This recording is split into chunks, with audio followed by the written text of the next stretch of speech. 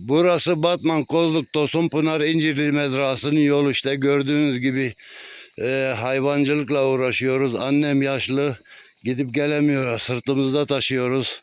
Gözleri görmüyor. Bir de bu sene müracaat ettiğimiz halde hiç kimse dönüş yapmadı. Bildirmedi bize açılıp açılmadığını. Menfez yok, straplize yol, menfez yok, büz yok.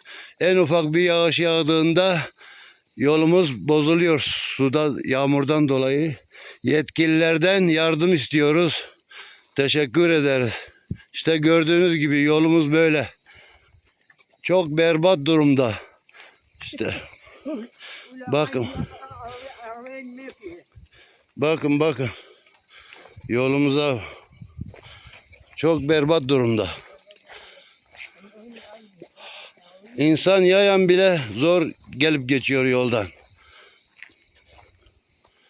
İşte durumu, yolun durumu. Ne menfez var, ne büz var. En ufak bir yağışta yolumuz obruk doluyor. Çukur çukur oluyor.